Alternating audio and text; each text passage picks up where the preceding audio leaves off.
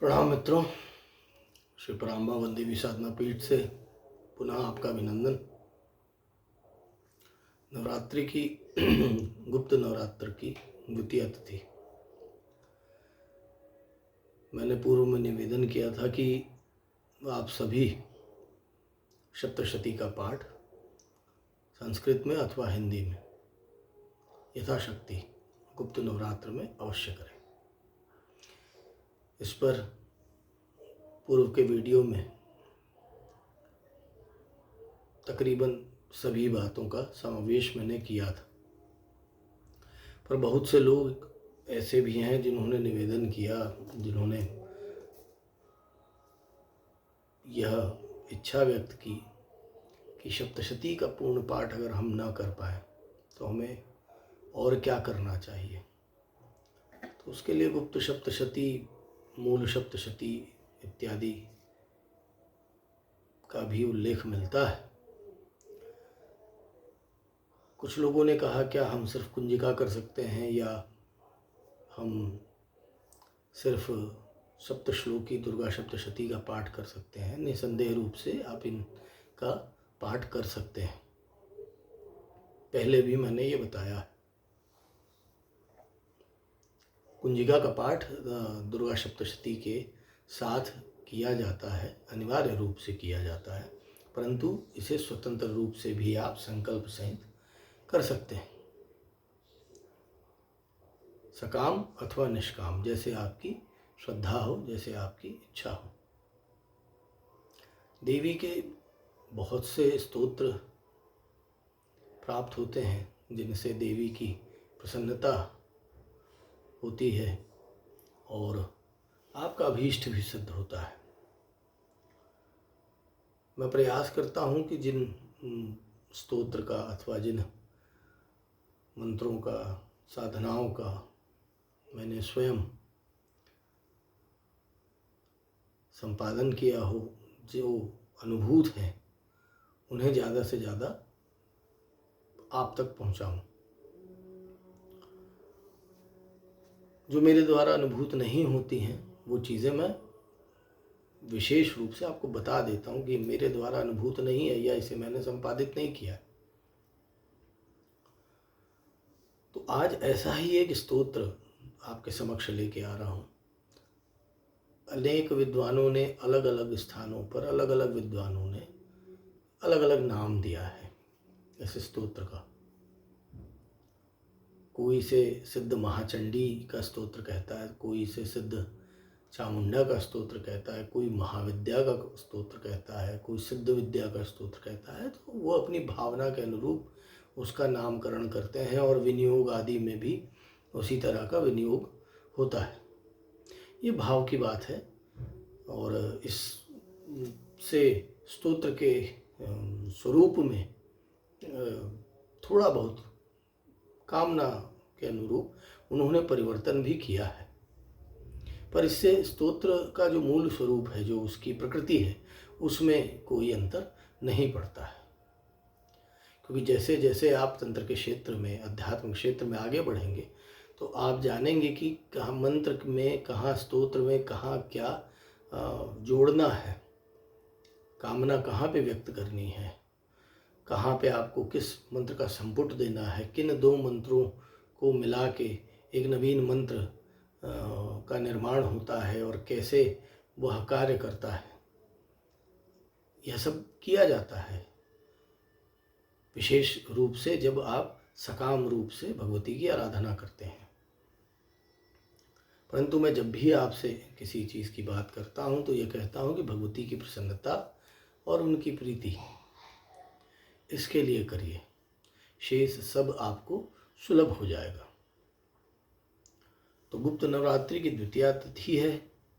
रात्रि में ही चूँकि भगवती की आराधना संपन्न होती है, तो इस मध्य रात्रि में मैं यह स्तोत्र आपको बताने जा रहा हूँ। जो नए लोग हैं वो अक्सर पूछते हैं कि हमें साहित्य अगर पढ़ना हो तो कहाँ का साहित्य पढ़ना चाहिए।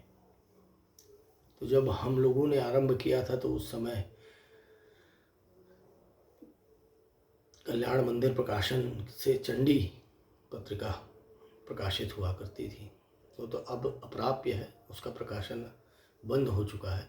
परंतु फिर भी चंडी कार्यालय के द्वारा कुछ किताबें और कुछ विशेषांक अवश्य उपलब्ध होते हैं आज भी, तो आप उनका उपयोग करें, उनका अवलंबन लें। वो तंत्र के क्षेत्र में मौलिक रचनाएं हैं, उन पे आप विश्वास कर सकते हैं, किया जा सकता है। और भी विद्वानगण हैं जिनकी किताबों से आप अगर एक कुछ चीज़ों को जानना चाहते हो, समझना हो, तो उन किताबों को पढ़ सकते हैं। तंत्र के हर विद्यार्थी के लिए जो नया नया इस क्षेत्र में आता है, वो तंत्राचार्य श्री शशि मोहन बहल जी की जो 2 आरंभिक किताबें हैं उन्हें अवश्य पढ़ता है, और उनसे वो आरंभ करे तो बहुत आसान हो जाएगा, बहुत सरल। एक किताब का नाम है सुगम तांत्रिक क्रियाएं, और दूसरी किताब का नाम है सुखी जीवन के लिए टोटके एवं मंत्र।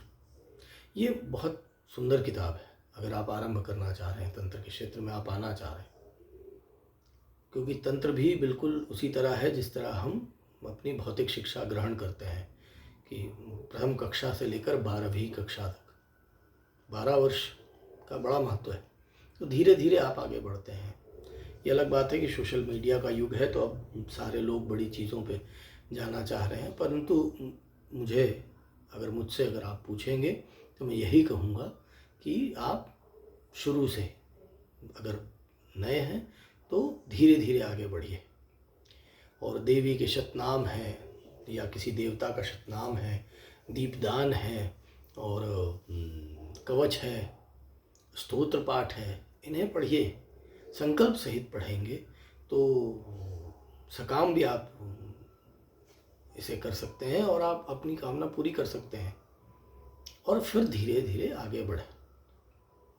भगवती शिव महादेव से ये प्रार्थना करें कि हमें एक भौतिक गुरु की प्राप्ति हो, और भौतिक गुरु मिलने के बाद तो खैर चीज़ें बहुत आसान हो जाती, क्योंकि दीक्षा में जो गुरु मंत्र प्राप्त होता है वो 100 तालों की चाबी होता है। उस एक ही मंत्र से सारे कार्य संपादित किए जा सकते हैं। गुरु के मुख से प्राप्त जो इष्ट मंत्र होता है, या जो गुरु मंत्र जिसे हम कहते हैं, वो आपकी जो ऊर्जा है, आपकी अपनी जो शक्ति है, उसे जागृत करने का काम करता है। वह आपकी बैखरी को खोल देता है। बैखरी के खुलने से स्वतः आपको आपके मुख से बहुत सारे रहस्यों का उद्घाटन होने लगता है, बहुत सारी चीज़ें आपको समझ में आने लगती है, प्रश्नों के उत्तर अपने आप आपके बुद्धि से आपके मस्तिष्क में उत्पन्न होने लगते हैं। तो जब तक आपके पास भौतिक गुरु नहीं है, तब तक भगवती को और महादेव को गुरु मान के आप आरंभ करें। ये मैं हमेशा कहता हूँ, आज पुनः कह रहा हूँ। तो आइए उस स्तोत्र के बारे में बात करते हैं। तो यह जो स्तोत्र है, जैसे कि मैंने कहा, देवी भगवती को समर्पित है। भगवती जो है उन्हें नवकोटि मूर्ति कहा जाता है। नवाक्षर से ही उनकी साधना भी होती है। आप सब जानते हैं सप्तशती में जो नवार्ण मंत्र है वो नवाक्षर मंत्र कहलाता है। 9 वर्णों का मंत्र है वो, और भी नवाक्षर उपलब्ध हैं। 9 प्रकार के ही महामंत्र भी होते हैं। तो अन्य नवाक्षर जो हैं वो, और अन्य जो आचार्य हैं, महात्मा गण हैं, गुरुजन हैं, अन्य जो वरिष्ठ जन हैं, वो आपको बताएंगे जब आप इस मार्ग पे आगे बढ़ेंगे। तो नवार्ण या नवाक्षरी मंत्र जो है वो सप्तशती में जो दिया गया है वह सबसे उत्तम माना जाता है, क्योंकि वो सरलता से उपलब्ध हो जाता है, वो सरलतम रूप से उपलब्ध है। और देवी के अथर्वशीर्ष में आपको वहीं से वो मंत्र निकला है, एक प्रकार से उसकी उत्पत्ति वहीं से मानी गई, उस स्तोत्र में है। तो भगवती जो है वो 9 कोटि मूर्ति हैं। इस स्तोत्र में उन्हें आद्या कहा गया है। अगर कहीं उन्हें चामुंडा, चंडी इत्यादि भी कहा जाता है, महाविद्या कहा जाता है, तो तो आप अन्यथा ना लें, ये ना सोचें कि ये दूसरा है या ये विनियोग गलत है, ऐसा नहीं है। तो मैं विनियोग से आरंभ कर रहा हूँ, ध्यान से सुनिएगा, ध्यान से समझिए। किसी अक्षर में, किसी मंत्र में अगर कोई आपको समझ में नहीं आता तो आप कमेंट करके पूछ लीजिएगा। मैं लिख के देना उचित नहीं समझता हूँ।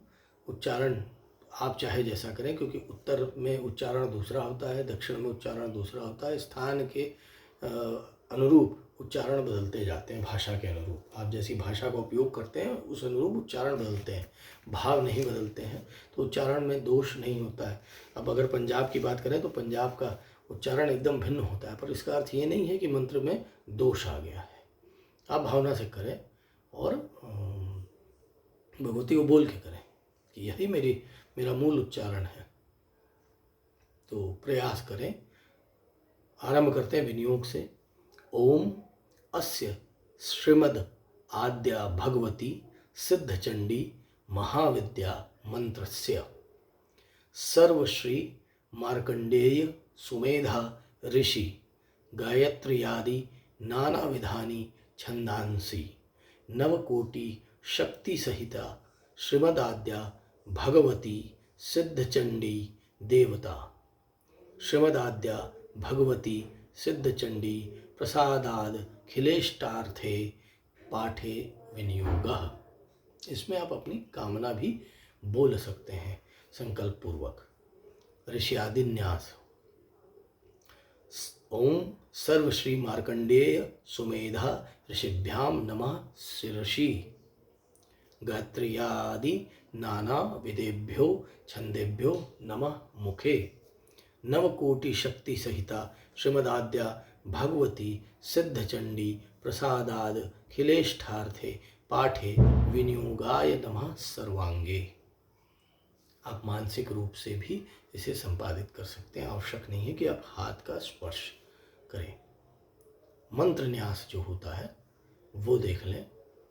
ओम श्रीं सहस्त्रारे, ओम ह्रीं नमः भाले, ओम क्लीं नमः नेत्रयो, ओम ऐं नमः कर्णद्वये, ओम सौं नमः द्वय नासापुटे, ओम ऐं नमः मुखे, ओम ह्रीं नमः कंठे, ओम श्रीं नमः हृदये, ओम ऐं नमः हस्तयुगे, ओम क्लीं नमः उदरे, ओम सौं नमः कट्यां कटि प्रदेश, ओम ऐं नमः गुह्ये, ओम क्लीं नमः जंघायुगे, ओम ह्रीं नमः जानुद्वये, ओम श्रीं नमः पादादि सर्वांगे। यह मंत्र न्यास हुआ। अब आता है ध्यान। भगवती का ध्यान सर्वोत्तम, सबसे महत्वपूर्ण होता है। तो हाथ में पुष्प लेकर आप ध्यान करते हैं, और जो सामने जो भी आपने चित्र रखा है, यंत्र रखा है, जो भी रखा हुआ है, और कुछ ना हो तो भूमि पे ही आप अर्पित कर सकते हैं।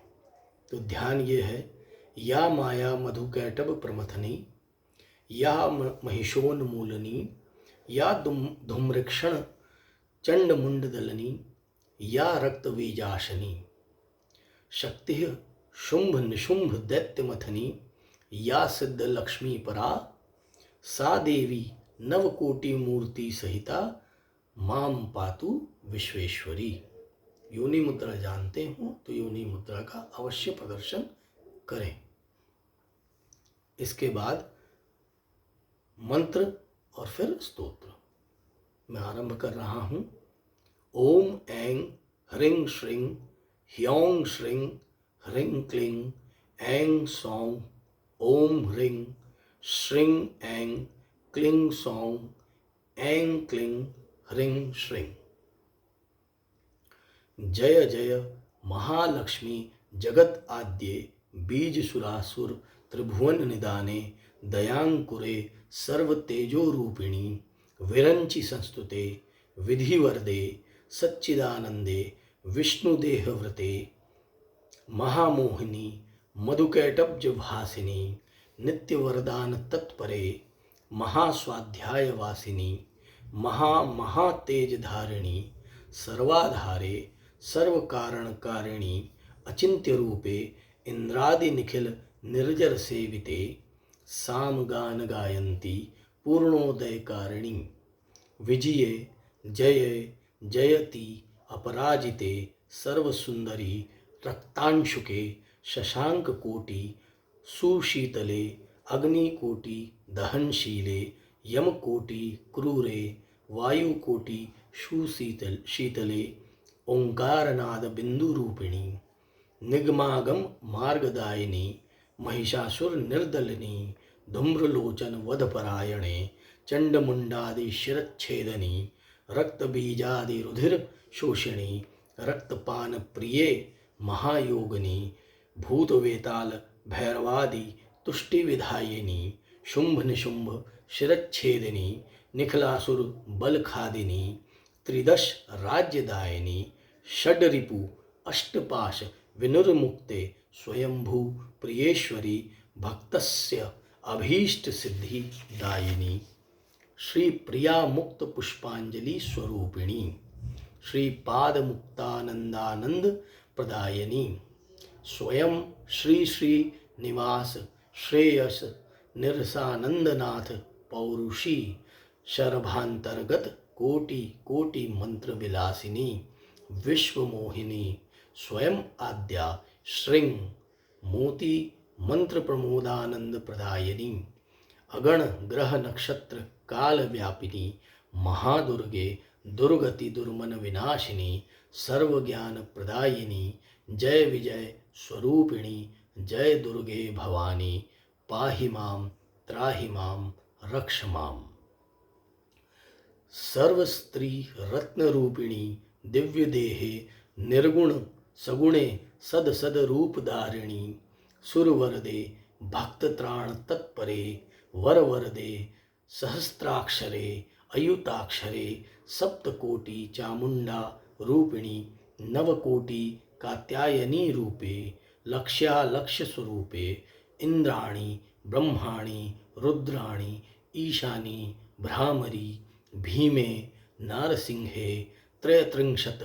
कोटि देवते अनंत कोटि ब्रह्मांड नायके चतुष्शत मुनिजन संस्तुते सप्तकोटि मंत्र स्वरूपे महाकाल रात्रि प्रकाशे कलाकाष्ठादि रूपिणी चतुर्दश भुवन भावाविकारिणी गरुड़गामिनी क्रों ह्रौं ह्रीं श्रीं लीं जूं सौं ऐं क्लीं ह्यौं हौं ह्यौं नाना बीज कूट निर्मित शरीरे नाना बीज मंत्र राग विराजिते सकल सुंदरी गण सेविते करुणारस कल्लोलिनी कल्पवृष्टा वृक्षाधिष्ठिते चिंतामणि द्वीपावस्थिते मणिमंदिर निवासे चापिनी खड्गिनी चक्रिणी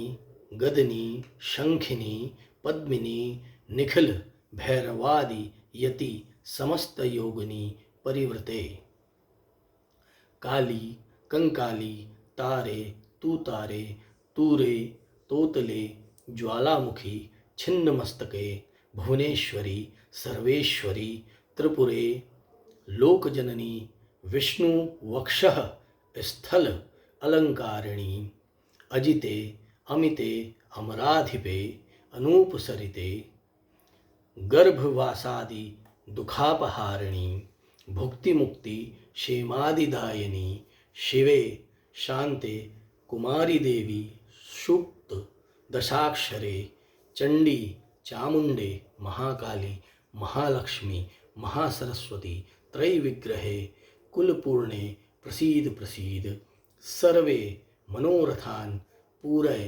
पूरय सर्वारिष्ट विघ्नं छेदय छेदय सर्वग्रह पीड़ा जरोग्र भयं विध्वंसय विध्वंसय सर्व त्रिभुवन जातम वशय वशय मोक्ष मार्गम दर्शय दर्शय ज्ञान मार्गम प्रकाशय प्रकाशय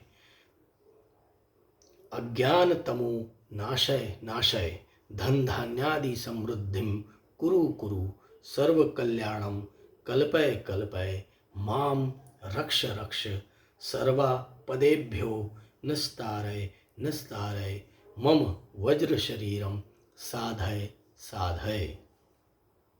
ऐं ह्रीं क्लीं चामुण्डायै विच्चे नमोस्तु स्वाहा। ऐं ह्रीं क्लीं नमो देव्यै महादेव्यै शिवायै सततं नमः। नमः प्रकृत्यै भद्रायै नियताः प्रणताः अस्मताम्। ॐ ऐं ह्रीं श्रीं सर्वमंगल मांगल्ये शिवे सर्वार्थ साधिके शरण्ये त्र्यंबके गौरी नारायणी नमोस्तुते। सर्वस्वरूपे सर्वेशे सर्वशक्ति समन्विते भयेभ्यस्त्राहि नो देवी दुर्गे देवी नमोस्तुते। यह आद्या भगवती सिद्धचंडी का महाविद्या का स्तोत्र। आप पंचमी से आरंभ कर लें, कल तृतीया है, कल तृतीया से आरंभ कर लें। आप मात्र अष्टमी में से कर लें या सप्तमी अष्टमी नवमी कर लें। चतुर्दशी को आप ये कर सकते हैं।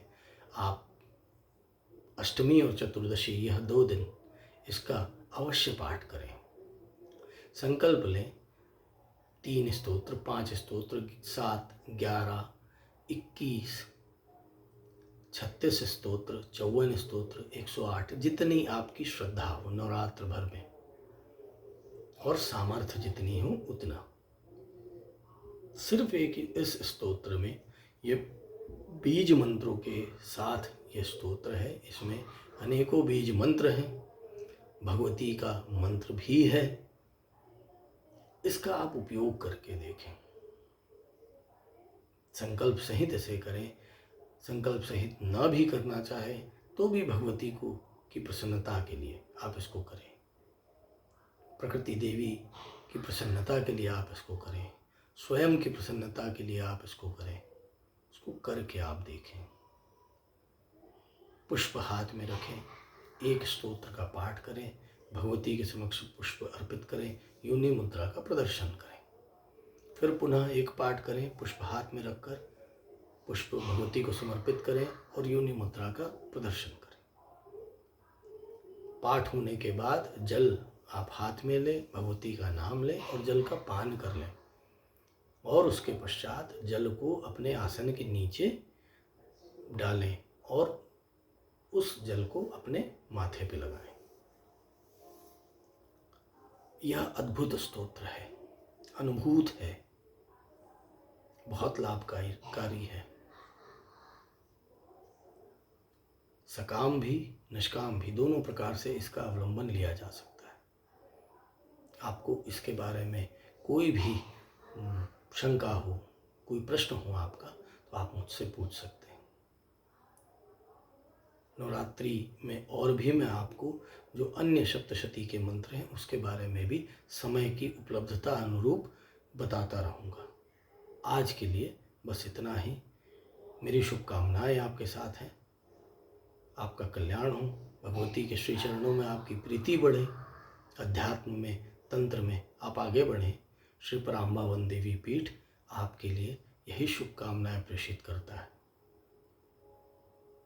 अगर आपको प्रत्यक्ष मार्गदर्शन की आवश्यकता हो तो आप श्री पराम्बावन देवी साधना पीठ में आकर भी यह संपादित कर सकते हैं। मैं सिर्फ आपके एक मित्र के रूप में आपका मार्गदर्शन कर सकता हूँ। आप ये ना सोचें कि एक गुरु के स्वरूप में मैं बहुत साधारण सा साधक हूँ, साधारण सा शिष्य हूँ अपने गुरु का। जितना मैं जानता हूँ, जितना मैं समझता हूँ, वो आप सबसे साझा करता हूँ। आप अगर कुछ जानते हो तो उचित समझें तो मुझसे अवश्य साझा करें, ताकि मुझे भी आपसे कुछ नया सीखने को मिले। इन्हीं बातों के साथ आज बस इतना ही। मेरे प्रणाम स्वीकार करें। प्रणाम।